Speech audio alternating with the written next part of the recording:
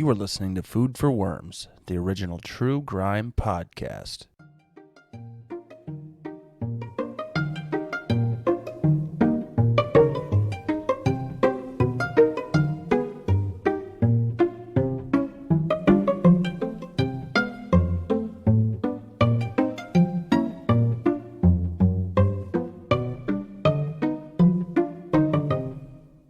Food for worms.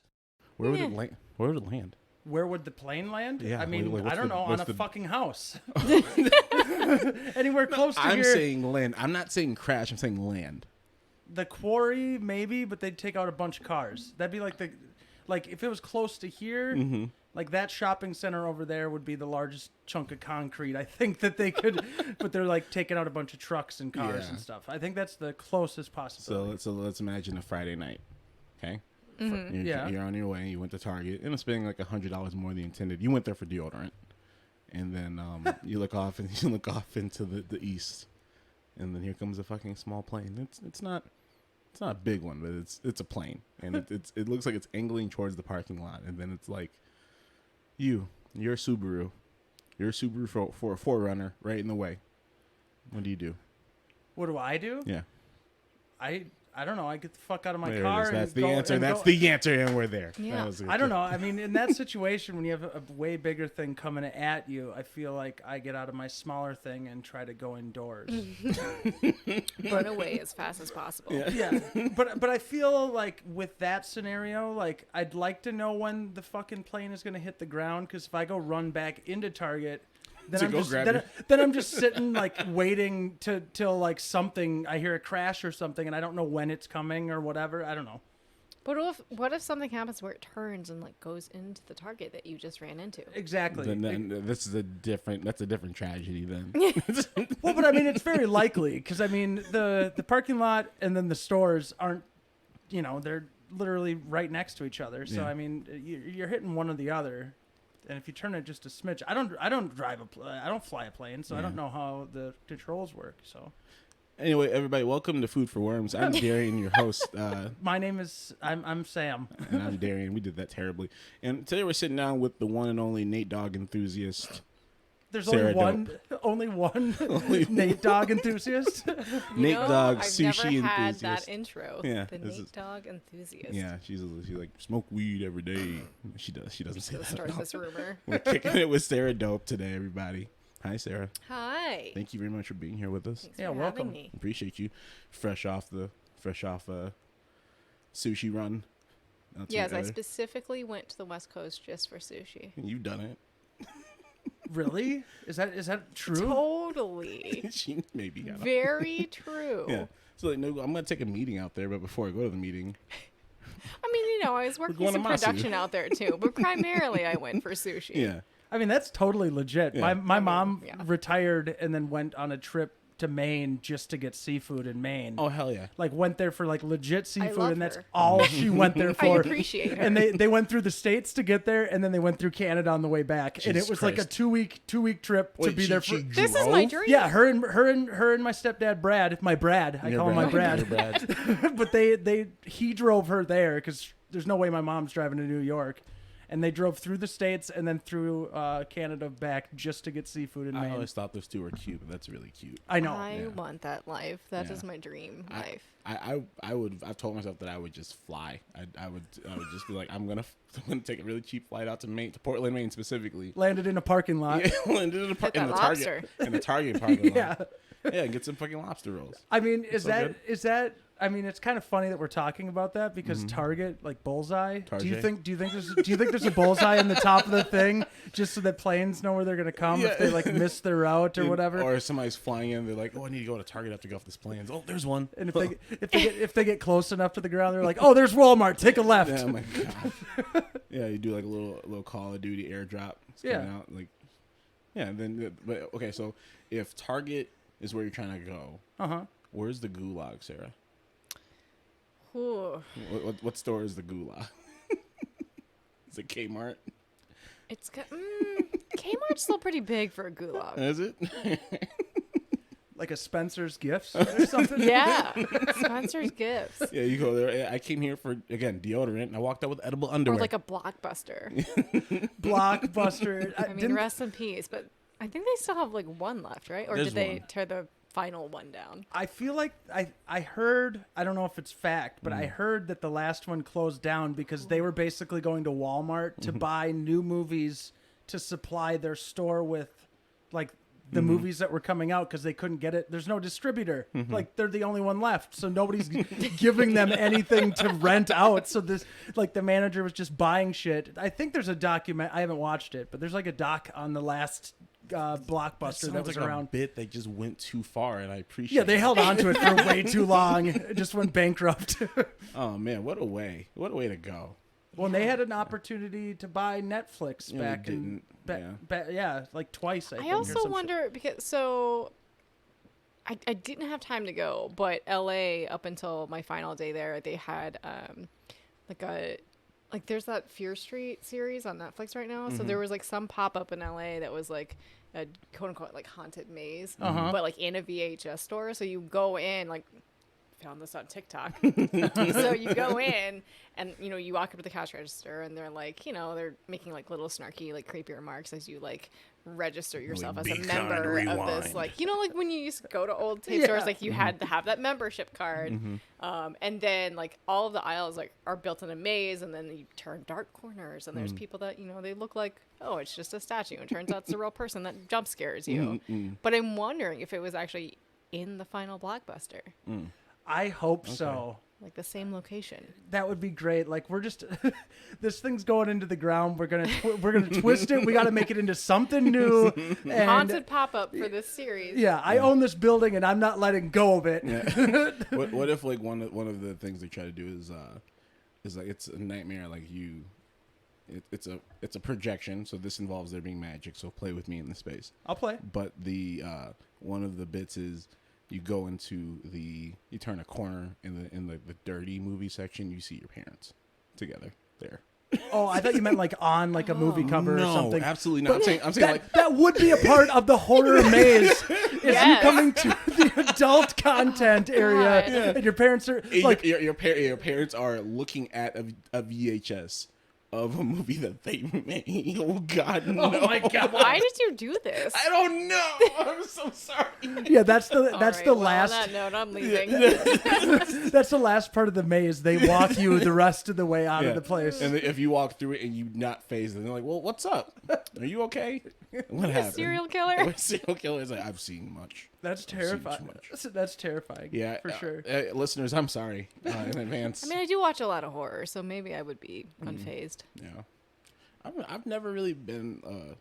I like well done movies, but I've never Like not any genre in general. I like specific genres. Like I'm a big science fiction, fantasy, fucking comedy, action. I like those. But like when it comes to scary movies, I'm not a big scary movie person. I don't like being scared.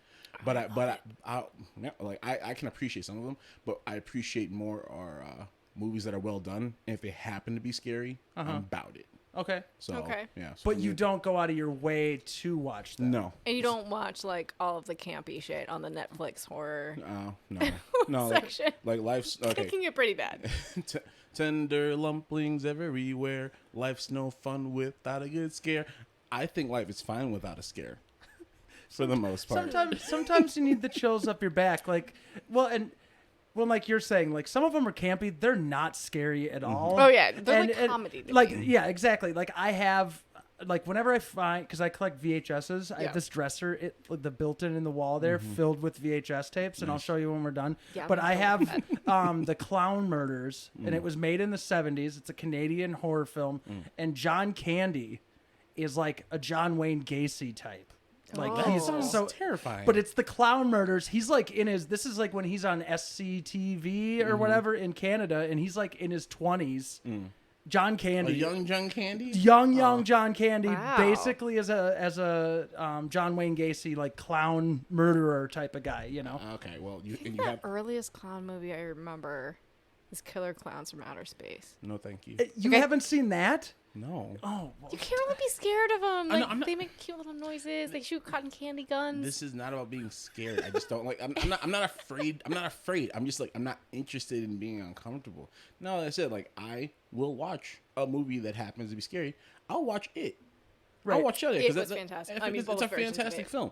But the first time I watched it, it fucked me up because I didn't know what the fuck I was watching. Original or newer one? Original. Okay, yeah. Like I was sitting there, like it was it was 1997. Okay, I'm sitting there, North Side, Minneapolis, kicking it with my mom. It's Sunday afternoon. You know the feeling when it's Saturday, Fridays. Hell yeah, Saturday, dope. Yeah. Sunday.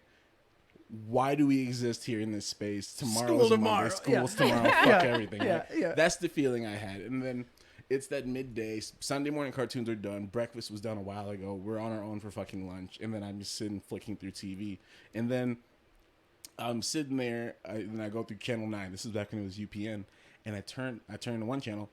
And then there's just this guy's head in the fridge. Yep, I know the exact scene. Yeah, and I was like, the fuck is this? And then my mom comes and she sits down too, and she's done watching it, and she's just like, you know what this is? I was like, no, and she doesn't say a fucking word. And I'm just kind of like, what the fuck?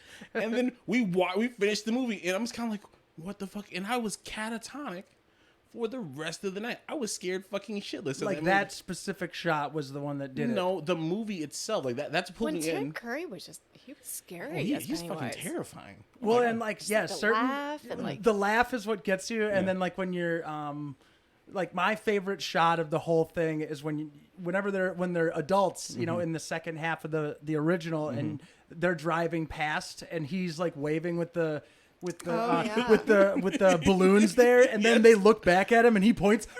It just starts laughing and pointing at them as they're driving past. Yeah. Like, bitch, I got you. You're Yeah. in here, man. Like, but I always love that shot specifically. And then when he's in the library, Yes, exactly. Yeah. Exactly. Yeah, no, the blood balloons. we finished the movie from part 2. I didn't know it was a part 1 until years later. So I was like, what the fuck is going on?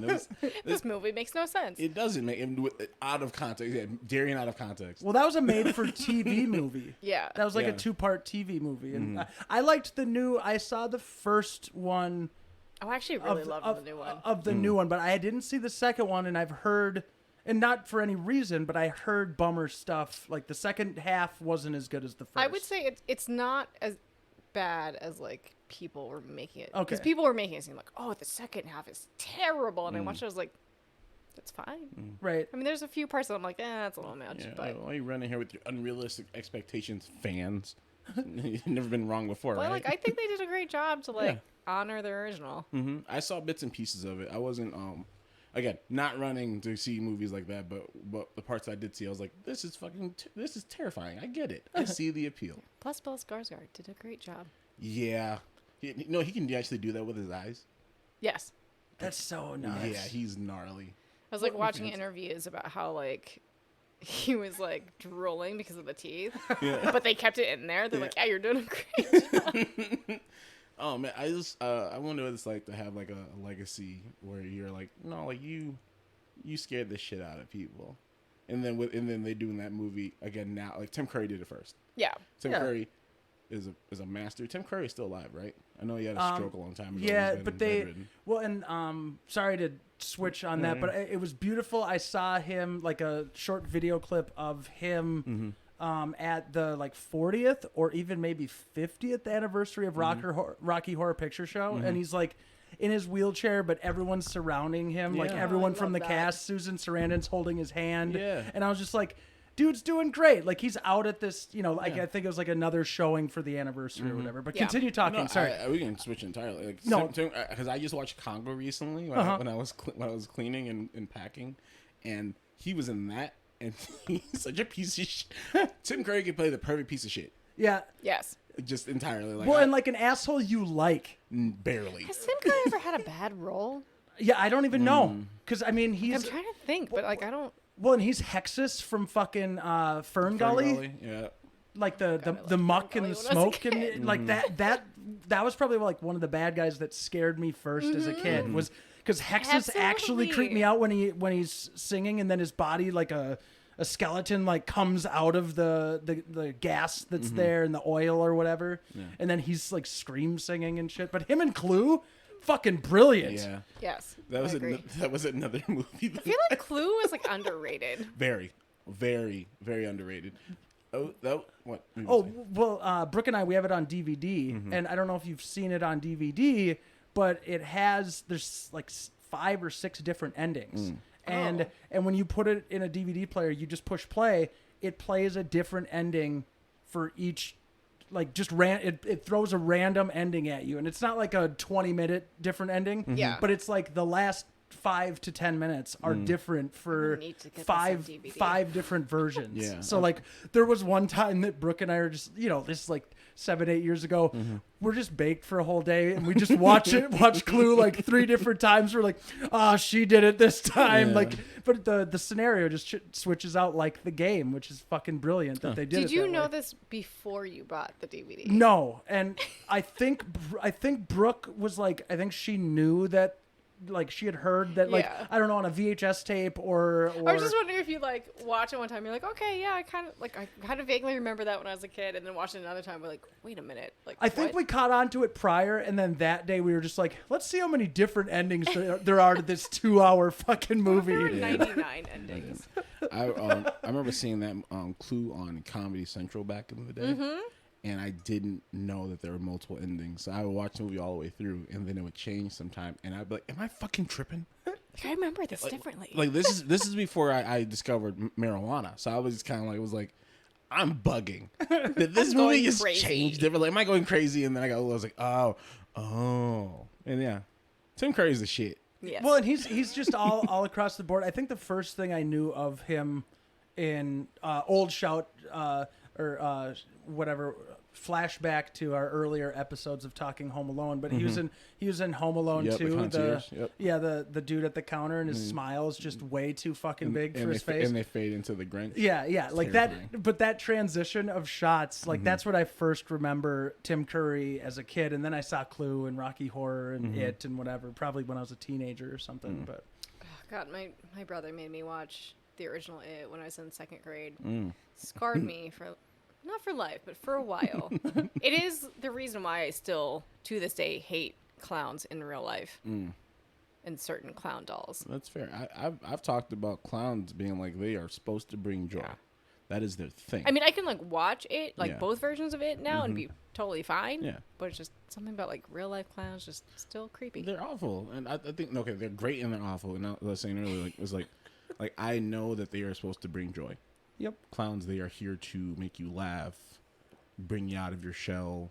They are the human embodiment of an icebreaker. However, a clown just needs to frown for a second, tilt their head, and arch their eyebrows, and it's a different fucking scenario. It doesn't take much for a clown. Also, if they have a chainsaw. Or a chainsaw.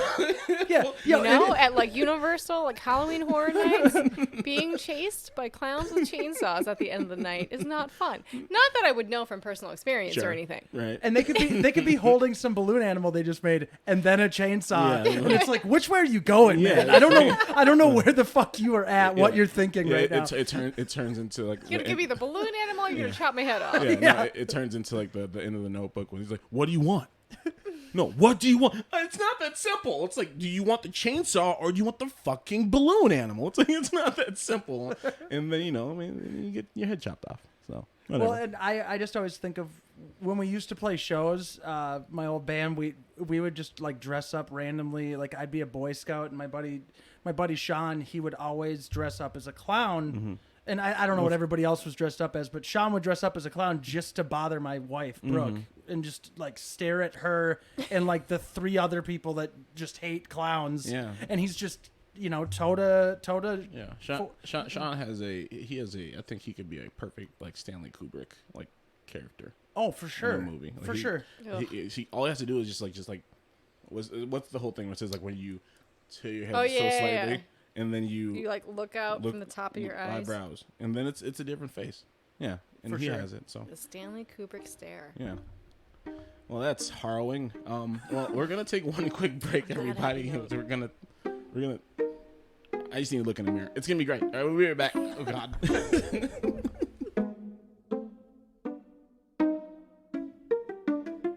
Food Performance Podcast is sponsored by BetterHelp. Sam, you've been to therapy, right? Yeah, it always helps my brain and my heart to get the weird, sad, scary stuff off my chest. Yeah, man, the case of the sads comes at you fast, but yeah, without a healthy mind, being truly happy and at peace in this day and age is just hard. It truly is. Well, and I mean, who wants to go to an office where you have to be by like a real life human? Absolutely not. No, not in this meat body, sir. No, I'm not doing that. Well, and then like the recycled air, just that you both have to breathe in each other's faces. To validate your parking and talk to Janice outside. No, thank you. To avoid that nightmare fuel, BetterHelp is a customized online therapy that offers video, phone, or live chat sessions with a licensed therapist. It's much more affordable than in-person therapy and can start communicating with the therapist in under 48 hours. That's nice, right? Yeah, Super yeah. rad. This Super rad. podcast is sponsored by BetterHelp, and Food for Worms listeners get 10% off their first month at betterhelp.com/foodforworms. Goddamn right. That's betterhelp.com/foodforworms. I'm not very kind to my bladder. Are you one of the? Never mind. I'm not even going to go say there. it. Well, you work from an office in your house, in your bedroom. Okay. So I picture like piss jugs from like Absolutely. from like Trailer Park Well, Boys. it's like being on tour in a van. No. What did you say, Sarah? It's like being on tour in a van. No, it's never gotten that bad. I mean, I've never done that. I doubt it. I bet I know it has. a lot of my dude friends Yeah. have done it. It's never been that bad. I've been with one person who like absolutely refused to like go out and pee outside. Oh, I mean, I've definitely peed outside. Yeah, I'll do that, but I've never been like, oh, we Give can't me a stop. bottle. Give me a bottle. I was like, no, Yeah, I'd no. rather just take the fucking indecent exposure off of I-90. Oh, I've pulled a Jim Carrey in Dumb and Dumber for sure. Oh, is that what it is? Is when you pee on the back of your friend as he's taking a scooter up to Well, Aspen, there's and then no, you freeze to it. there's that one, but when they're driving and he has to pee, he pees in a bunch of beer bottles. It's and- disgusting, and that's how he drank it later on in the movie, right? Yep. It's a The cop, terrible the bit. cop. It's a terrible bit, and I hate it. Sorry for bringing it up. No, you don't have to Stop pissing in jugs, You don't T, need to and we won't have to apologize talk for about it. it. I'm just good on that entirely. But yeah, Sarah, though, Yes. I remember the first time I saw you. Mm-hmm. I was still working at Fifth Element, and I don't think I lived here yet, right? no, you didn't. I just remember I was. It was summer. It was summer, and I think the air conditioning wasn't doing what it was supposed to be doing, so we had Sounds about right. the front door wide open, and I sort of. And this is one of the few times we got away with it, where me and Phil were sitting on some chairs in front of the door because there was nothing to do, and then you walked up with Sean, and I was like, "Hey, Sean." I remember this. Yeah, and I was like, I was like, hi, hello, and you're like, hi,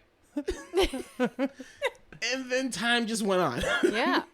And then Sean and I sat outside for a while too. yeah, and then we went inside, and y'all kicked it for a bit. Yeah. And I was kind of like, all right, cool, and and it's the same thing with like just so many people that I just met in front of that building, who have become family to me. So it's like that building itself means so much to everybody. But like A lot of memories. But like I've met everyone in that walkway, one way or another. Like when I was like, just walked on his first intern, first person I walked inside like, hi everybody, no. All right, cool. You watch the door. It was the day that the family sign came out, and I was an intern still. So like, hey, watch the door, make sure we don't get too full, yada yada yada yada. I'm standing there, and then I'm blocking the door to the office, and then lo and behold, who comes down but Bird, and he's like, knock. I turn around like, what? And then he's like, me, and I was like, oh, cool. So I let him out, whatever. I was like, hi, Darien, no. Same thing with Jordan, and then everyone else. Like it was all like me blocking a door, and then be like, can I come out? And be like, sure. That's me anywhere. I guess. I'm standing in the wrong spot, and then people are like, "Dude, I gotta go there." But no, it's been good. So I guess like how did you get in with the crew, and like what did you do for a while? Because I definitely came in from a metal world. Mm-hmm. So I was still living in LA at the time, working remotely, doing social media, which thankfully I don't do anymore.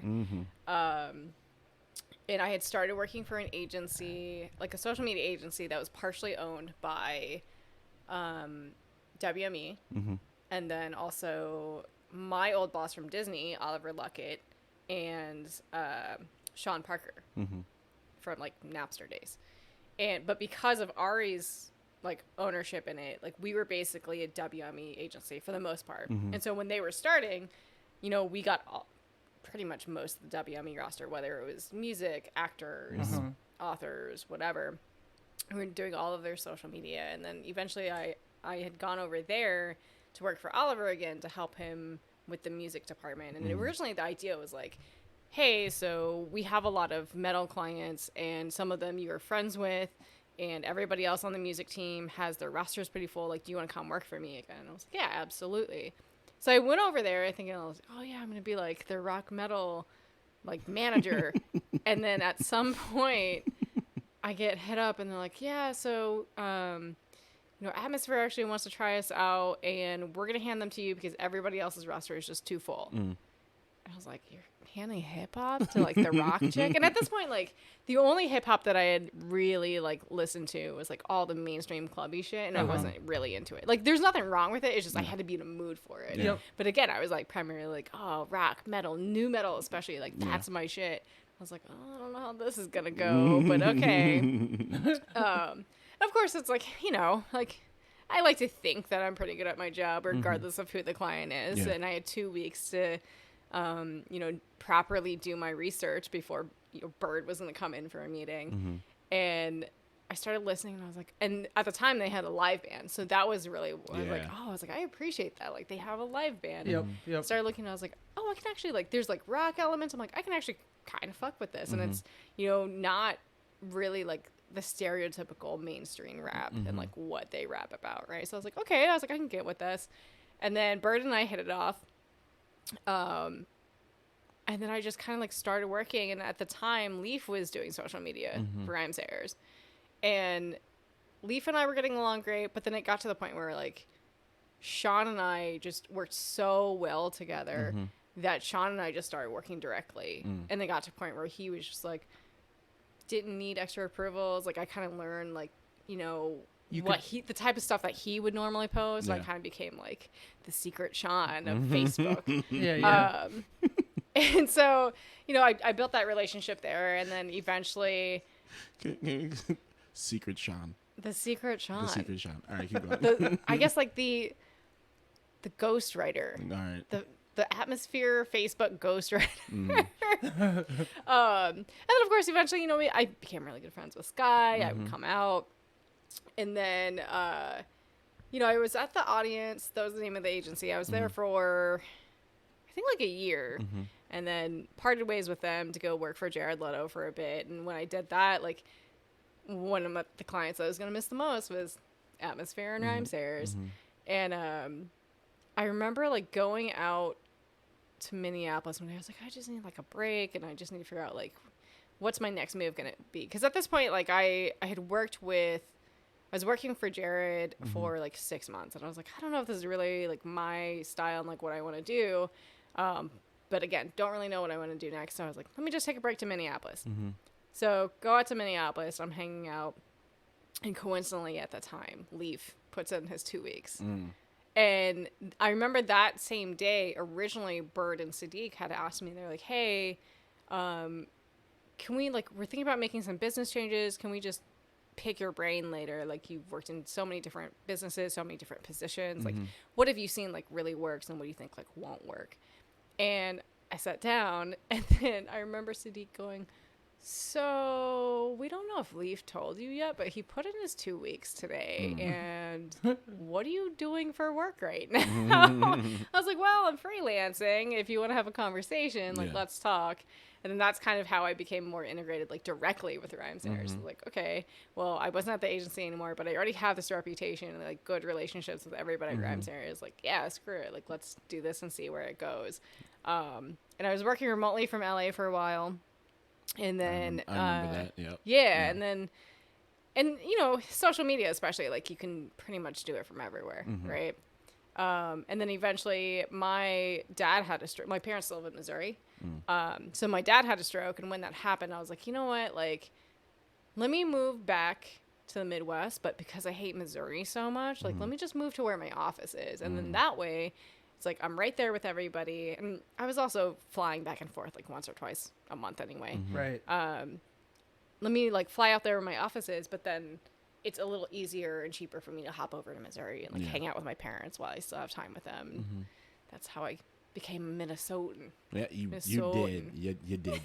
You did. Yeah, you've earned some winters here. I know that for a fact.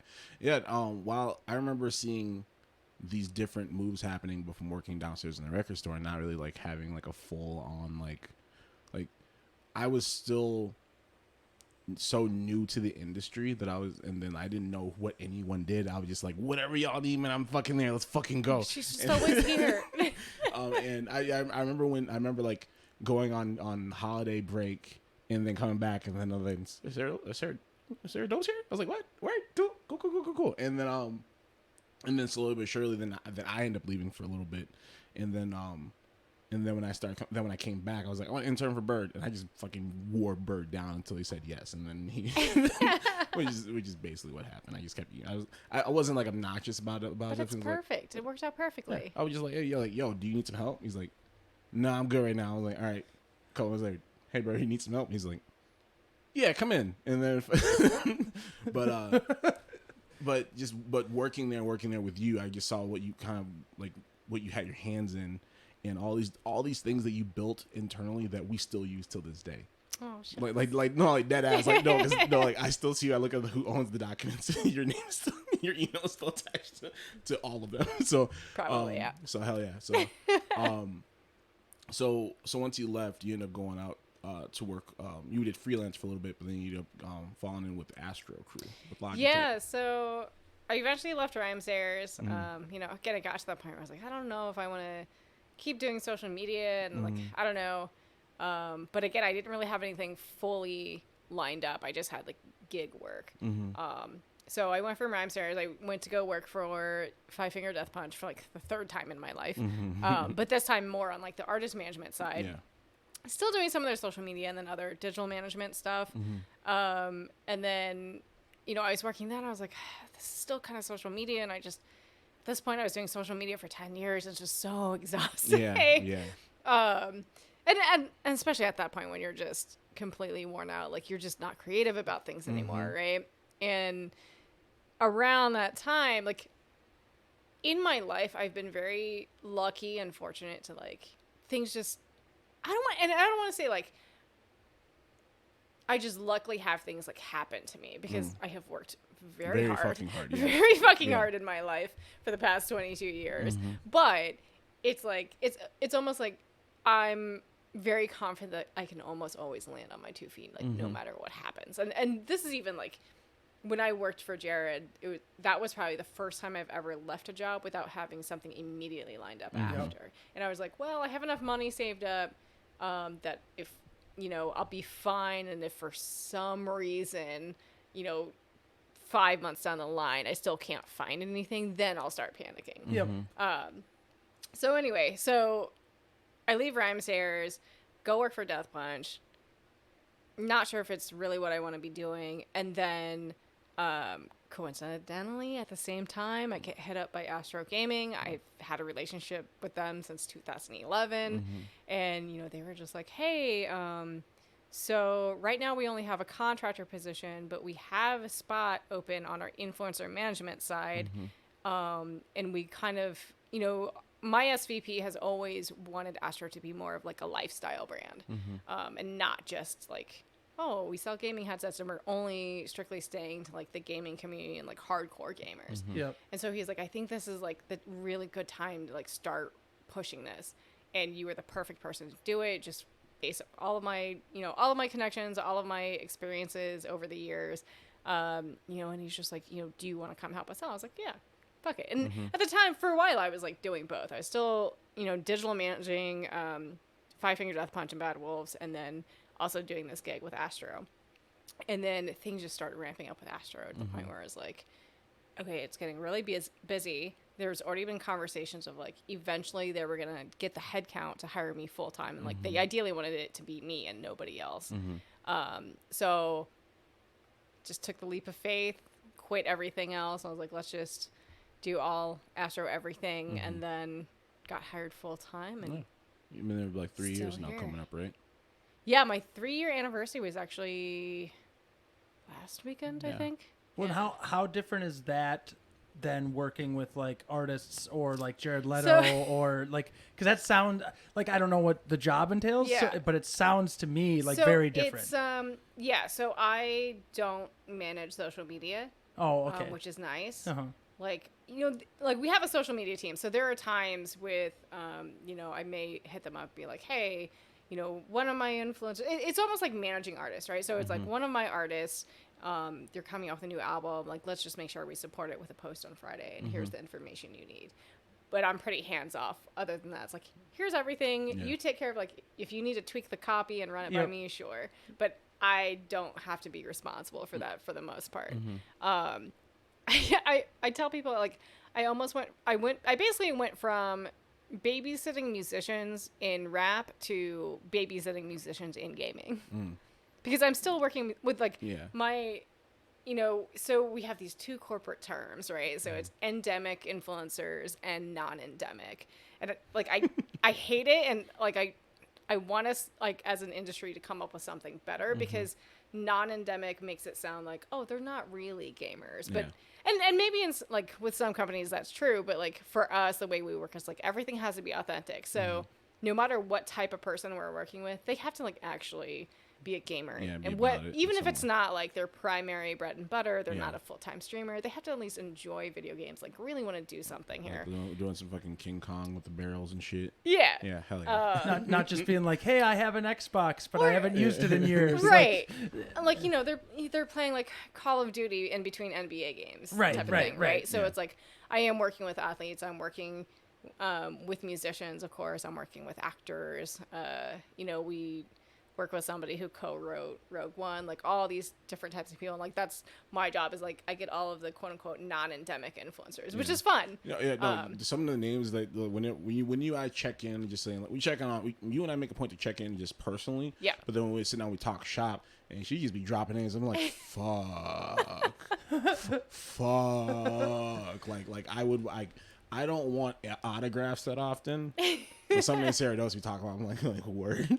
It's definitely, Bill Murray's just hanging back, definitely been a trip, playing some. like, Sarah Dope, if you ever work with Bill Murray, you are legally obligated to Yeah, call him. okay, Yeah, I you will, gotta hit- I will you gotta keep hit that us in up. mind. I think like when I like shortly after I first really started with Astro, I remember, and this is something I can talk about now.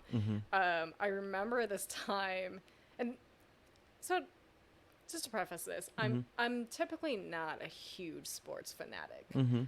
Like, I enjoy going to whatever ball game, whether it's basketball, baseball, like with friends, and there's beer, and Yeah. I'm just hanging out with my friends, right? But I typically don't like religiously follow things. Before maybe this year, I didn't really know even household names. Like, I may know, like, okay, I know Karl Anthony Towns, like, but I don't know what his score is. Like, I don't know any of that shit, right? Yep. Shortly after I started, I remember I was about to go home for Thanksgiving break and like work from there. And my boss hits me up. He's like, hey, what are you doing on this date? Like, I know it's Thanksgiving break. You're going to be home with your family. And I was like, yeah, I'll still be in Missouri. Why? He goes, so he's like, on like these 3 dates, we're going to send you to Oklahoma City. And I was like, that's so random, but okay, yeah, sure, I can make it happen. Here's the airport that you should be flying me out of. And I remember I was with my friend Doc at the time, and Doc is like huge, just overall NBA fan. Like, no matter the team, he just loves basketball and knows everything about basketball, every single team, every single player. You'd love to see it. Yeah. And I remember telling him, I was like, yeah, I guess like I'm being flown to Oklahoma City next week. And he's just like, oh, for what? And I was like, I don't know. Like, I guess I'm helping set up like a stream room for some NBA guy. And he's like, oh, which one? I was like, Paul George? And he just looks at me and goes, Sarah, he's like an NBA all-star. I was like, I don't know. Like, you're my NBA guy. Like, I guess I'm going to his house next week. But I guess but after you work with some like there is a level of detachment that you have. Yeah. Like, so you just kind of like, yeah, sure, like. Because one of the things Sam and I have talked about is when we've had the opportunities to meet people who like other people would probably freak out about. Right. Like, we do our best to treat them like people, but then you and I, Sarah, don't like, we treat them like people, but we're also like, we are. I think there's like there's everyone's at the wheel in their brain. You are at the wheel of our brain because we can't, because like we have to move a certain way and do a certain thing in certain spaces with these people. So some people are like, oh my, what was the guy's name? Paul George? Yeah. I have no idea who it is. I But if you walk up to me right now, I'd be like, yeah, hey man, what's up? What I was gonna say, I bet he appreciated working with you because you weren't like oh my because God. because you Yeah. weren't like an avid basketball. He's like, okay, this girl means business. Like we're gonna get this done, and like the task at hand is Right. gonna be taken Here's care the of. gear you need. Let's Yeah. set up your room like this. Exactly. It's Yeah. not you being like, you remember when you did this at this game? And I Right, mean, I'm yeah. sure he's down to have you those broke that guy's fucking conversations. ankles. But he, but he knows that you're just gonna get this thing done, and he doesn't have to worry about those conversations. But one of the things I want to touch on, though, you said earlier, was about like how, and I think this is a broad thing as a whole, as opposed to just the social media, but just like trying to balance the creative parts with the administrative parts, and like how the administrative parts, I feel for me sometimes like they make being creative so much fucking harder. Yeah. For me, at least. So I don't know if that's for you, but like for me, it's like I feel like I'm a creative person. I do creative shit. I have an eye, and I try to follow that eye. But so much of my career, I'm not gonna front, because at any point in time I could have changed my career and gone full creative. But I feel like my place, not necessarily my place, but my calling is to help other people do that. But there's also this other creative part of me that's sometimes screaming, being like, dude, make something, fucking go. And I do find ways to do that. But when I am in the midst of like all the work, Administering it someone else's facilitating for other people, and it's not just necessarily somebody's other dream. Sometimes it's a broad thing, but just like, right. what do you do when you want to get into that creative space, when you are when you are like so in the weeds of Other the people's work. shit. Yeah. I mean, that's... other people's stuff, but just the work, because sometimes the work can be your stuff too. Like this, for me, this is fun. I love making this podcast, but I'm so in the midst of all of our other shit. Well, my own professional, this as well. Yeah, I'm always kind of like, creativity is, it's not hard to find, but it's hard to harness. It's there. Like, I guess harness is a good word. I'm sorry. What were you going to say, Sarah? I was gonna say that is hard to answer, especially since COVID. Yeah. Because before COVID, you know, because I also do photography on the side, specifically like concert photography and wrestling photography. We've actually met before prior. That's why you look familiar. Yeah, at show side at First Ave, probably a couple times. Yeah. Okay. Yeah. But yeah, so pre-COVID, it's like, okay, like, you know, whatever Excel sheet or deck or whatever I'm working on is driving me nuts. There was always a show that I could fall back on and like go take photos, right? And then COVID happened and lockdown happened. And it's like, oh my God. Like, I mean, I think even now as things are still like slowly opening up, I still feel like imposter syndrome, like an identity crisis. Where it's like, oh, I haven't shot a live show in like 17 months. Like, who, like, am I still a photographer? Yeah. Right. Yeah. I feel like year has been very tough. Yeah. And I think, Mary, you are still a fucking phenomenal photographer. But I definitely know what you mean when it's like you haven't done it in so long.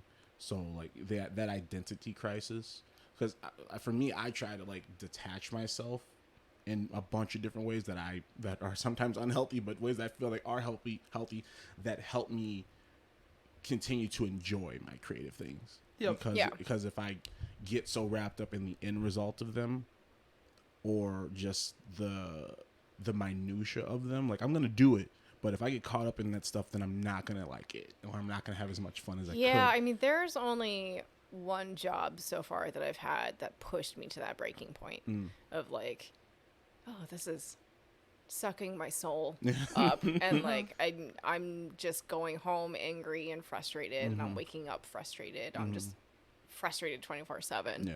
Which is never what you want. Yeah. And that was where it's like, it's taking my soul, it's taking my creativity. Like I'm just negative 24/7. Needless to say, I left after like 6 months. Hey, good, healthy move. Yeah. We gotta move on for ourselves. But like I look back on it now, I was like, you know what, the silver lining is like I think I learned like what my absolute limit is. Oh hell yeah! When you're actually able to find your line and then name it, that's such a beautiful thing. Because there's so much shit that we put up with when we were first starting that I couldn't ever imagine even remotely entertaining the idea. Yeah, I mean, and especially in like any form of entertainment, there's definitely a whole lot of bullshit out there. Yeah, there's a lot of personalities you have to deal with. Yeah, man. You had to deal with some whole other fucking level of shit. So like I said, like when me and Sarah when we talk shop and she shares what's going on, I get like some of the personalities too, and I'm always kind of like fuck.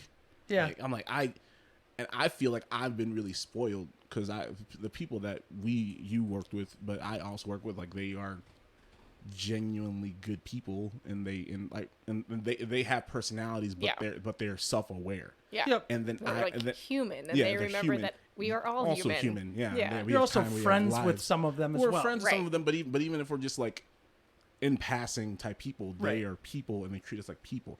I'm reminded constantly by Sarah Dope that not everybody is like that. Not everybody's like that, and sometimes they are terrible for no reason. I wouldn't be able to deal with that because I have no like filter when it comes to that shit. Even if somebody was, even if like somebody's like persona and whatever. Many years of practice, and I just don't know. Like I've never been in that scenario, so I don't know. But I'm not one to bite my tongue, and I don't know what scenarios you guys are talking about and whatever. Yeah, but I mean, I just don't know what I would do in that. There are definitely times where I've had to like bite my tongue where I feel like it's gonna bleed. Yeah. Like your mouth, like blood just pours out. It's like, oh, sorry, I'll get that up. Don't worry. And then it's like after whatever frustrating call, I'm just like, oh, screw this. I'm gonna go eat something to brighten my mood. Get some sushi. I'm like, hey, I'm gonna come by with some World Street Kitchen. Yeah. Do you want a chocolate? Want a chocolate chip cookie with the marshmallow? Usually people can brighten my mood with food. Oh yeah. Sarah Dope is one of the few people that I make food offerings to, or did make food offerings to. I still do.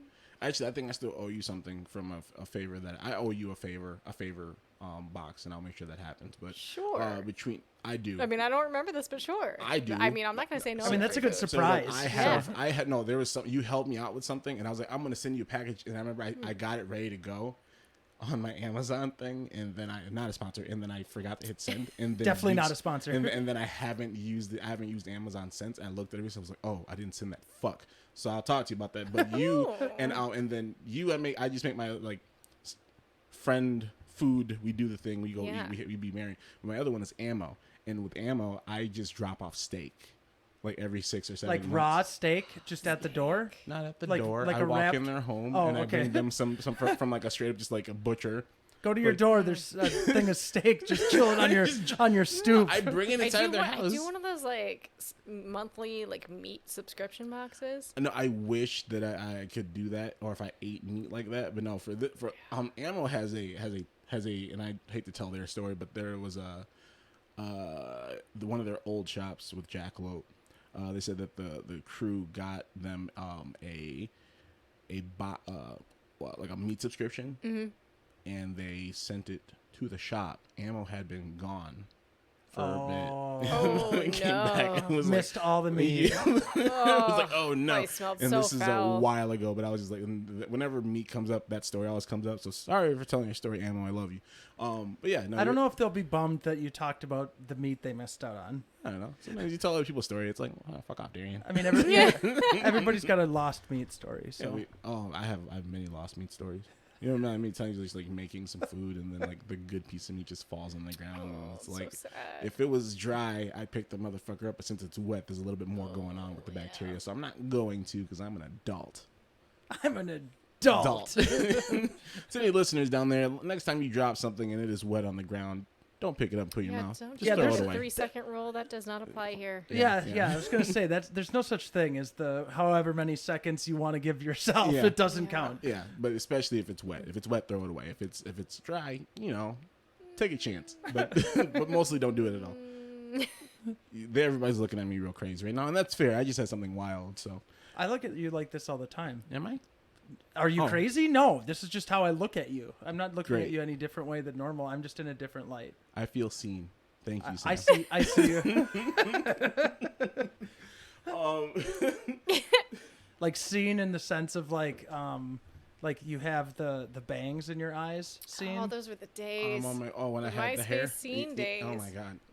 When you used to like cross your eyes out with permanent marker, and didn't you do that? Listen, Yeah, I got a phone sponsorship from those days. Okay. Really? Yeah. That's I great. used to be sponsored by Helio, if you remember that. Are they? No. What? It was before they got bought by. I think they got bought out by Virgin eventually, but they were like. It was before the first iPhone came out. They were like the MySpace phone. And the big thing about them was like, they had a version that like slid up, almost like a sidekick. Like instead of flip up, it like slid up. Yeah, right? yeah. And their biggest draw was like, we have this thing called the Buddy Beacon. So it's basically what Find My Friend is. Yeah. And I at the time was like touring heavily, and so they hit me up, and I had like 80,000 MySpace friends or whatever. Yeah. And they're like, hey, like we would love, to work with you and like see what you can do with this. Cause I had a couple of other people I knew that were also like MySpace scene queens or whatever who also had Helios. So the whole thing was like, we're all gonna attach with each other on Buddy Beacons and figure out where we're all at every night.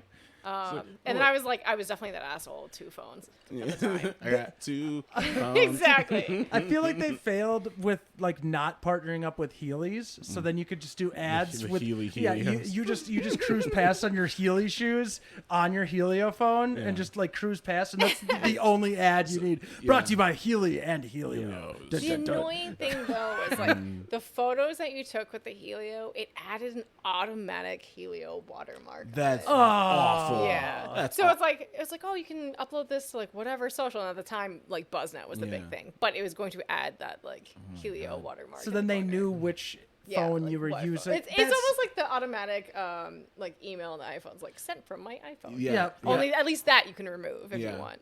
It's that feels like it's the version of like you waking up one morning and then you have a U2 album on your phone. But it's your pictures. So anyway, that's a nightmare. Yeah, I'm everyone getting into their car for about a year and a half, and that being the thing that comes up, and then you're ready to almost smash your new iPhone from fucking U2. Speaking of like being haunted by songs, back in the day, which is like 15 years ago, my cousin would come over to our house, and he had a little iPod Nano, and he would come over. I had my little Mac that I got after high school, and I let him purchase songs with his little iTunes gift card, and he put songs on his iPod Nano or whatever.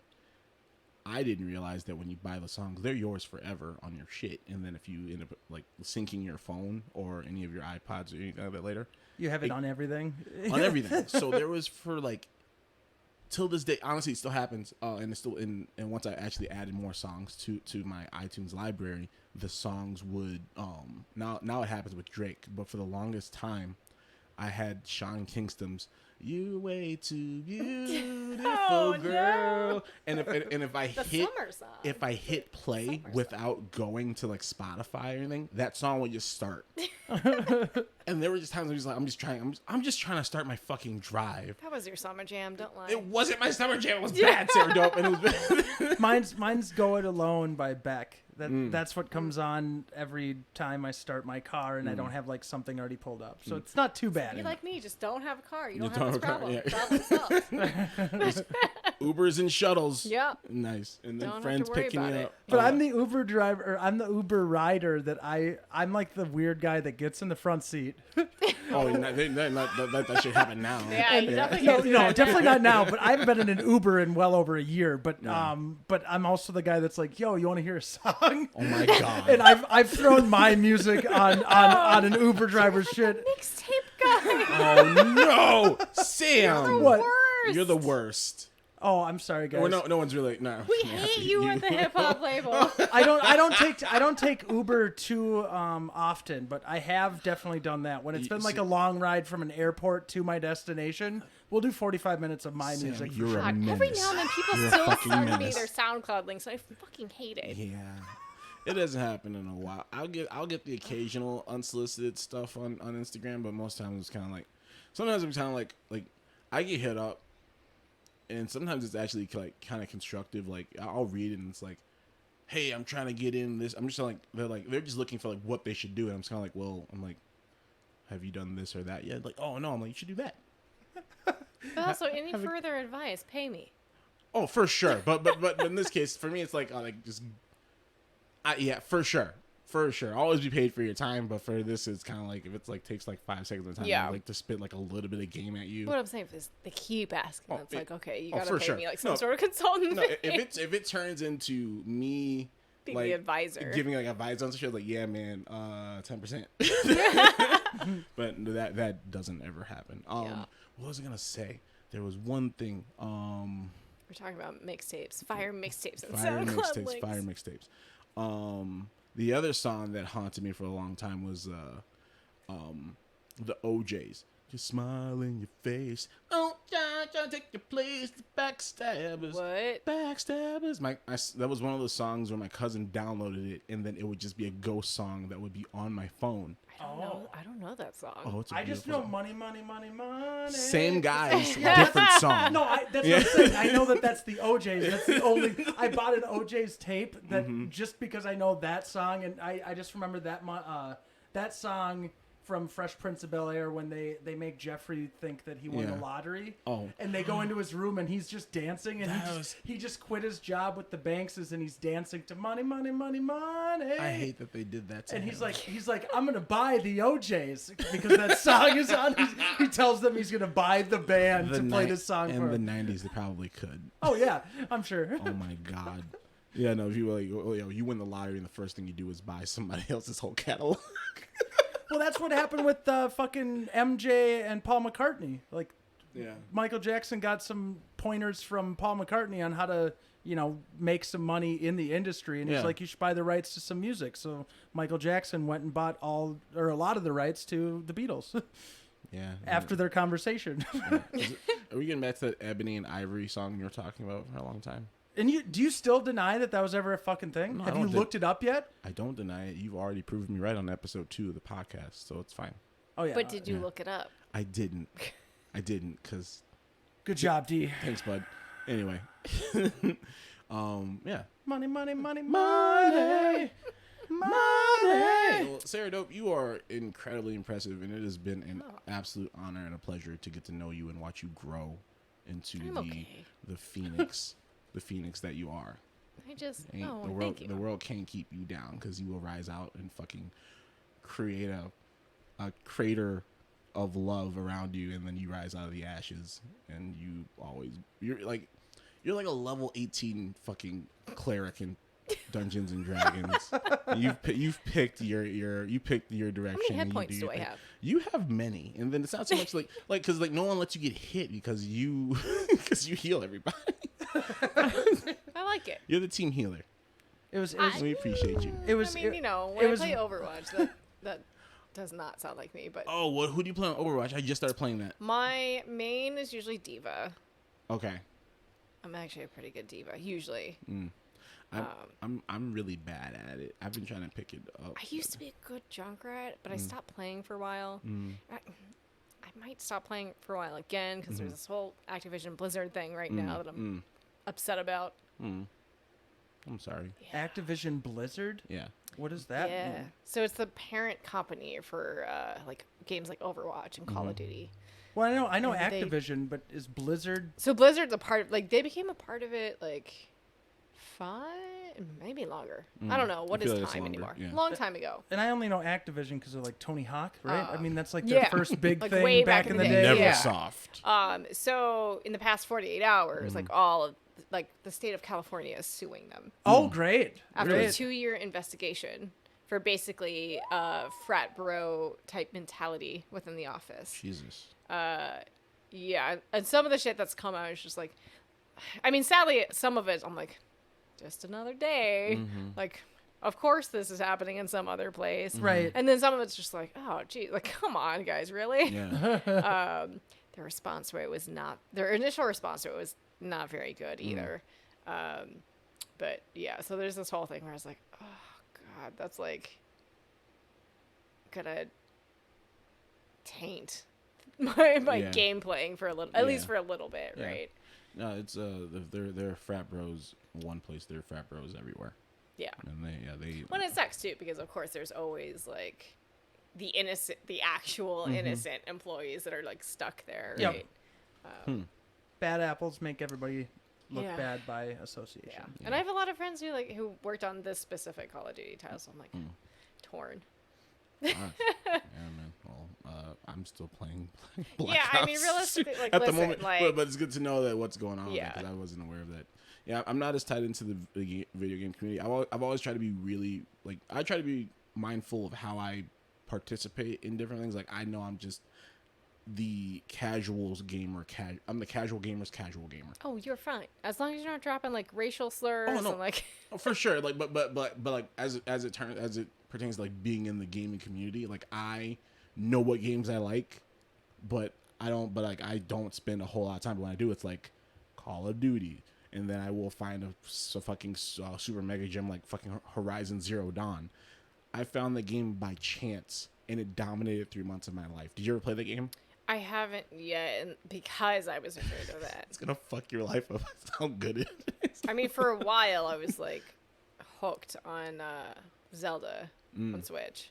Nice. Yeah.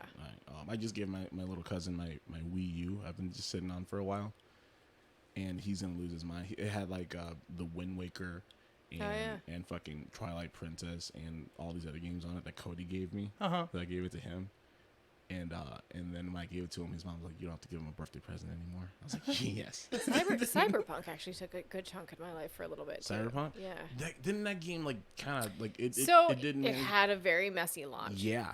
Especially on console, like that shit did not work on PlayStation.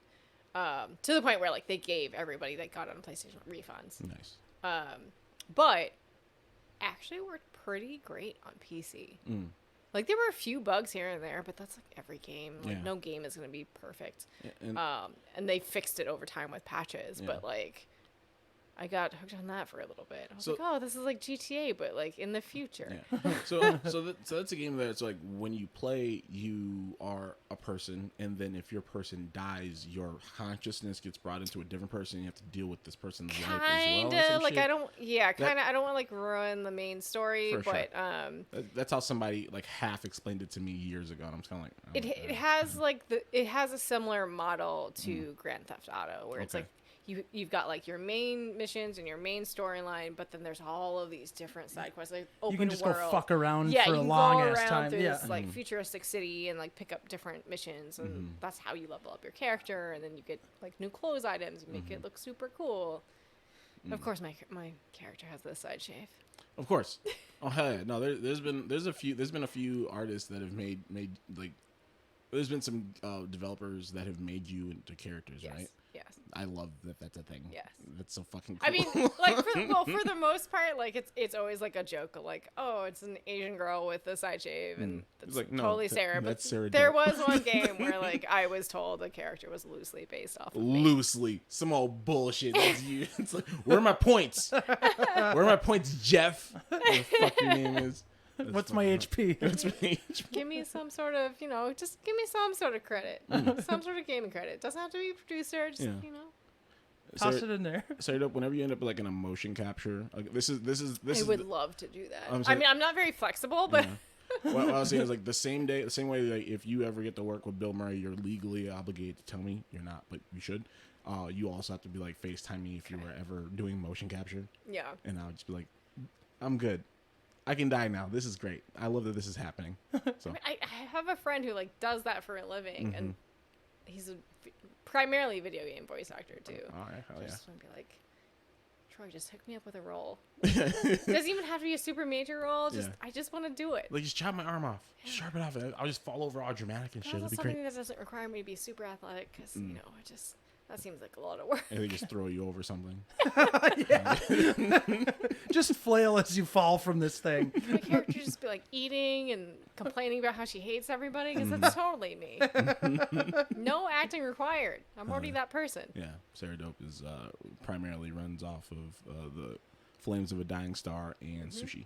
I was gonna say And sushi. noodles. Yeah. Hell yeah. Oh, sushi. Word. Well, we're gonna start heading our way out. Sam, do you want to read us out? Yeah. Well, What? Or finish it up. Oh, I just want to say it was rad, and Thank you for having me. Yeah, This is thank fun. you for coming to the attic. It was nice. Like I said, we had met before, but it was like us shouting at each other, like hi, and then oh, there's music really loud, and we're just gonna yell hi at each other. So I was probably taking photos. I'm just and running stoked. around. Yeah, I'm just stoked we were able to like sit down and chat tonight. Yeah. So thank you for coming here. And thank you for being here and for being just a terrific human. Thank you for being my friend. I'm okay. I'm okay. You do good work. I'm okay. You want me do to some cool stuff here. Can and you? there. What? Okay, first off, understatement of the fucking century, but yeah, Sarah Dope, you do dope shit at all times. Hey. Hey. I mean, that's such a. Is that like your real last name? Yeah. Yes. That's so dope. Like, it just works out to where you can just say that all the fucking time. Like, that's the name of a reality TV show, if you ever get one. That's so dope. Yeah, that's so dope. Story we're going with. It'll be like Robin. Oh, Rob's her big's gone. Wait, Robin is Big, that but- so dope? Like, that's so Raven, but dope? Yeah. I hate this. No, as you're reading us off, I'm gonna start I'm gonna quietly be talking about the premise of this TV show. Thank you for joining us, folks. This has been the Food for Worms podcast. If you want to submit any questions or topics, head to bit.ly/FFW grab bag. For more existential humor, remember to rate and subscribe to Food for Worms on Apple Podcasts, Spotify, or wherever you listen to your podcasts and whatever. You could be anywhere, and you choose to be here, and we appreciate you for joining us. As always, check on your strong friends. Tell your people you love them, and remember that you can't take any of this with you, so don't be a dick. Don't be a fucking dick. Shut the fuck up, D. This has been Food for Worms. This has been Food for Worms. Yes. I love you, D. Sam, I love you. Sarah Dope, we love you. I love you. Thanks for being here. Thank you. Changes. Money, money, money, money.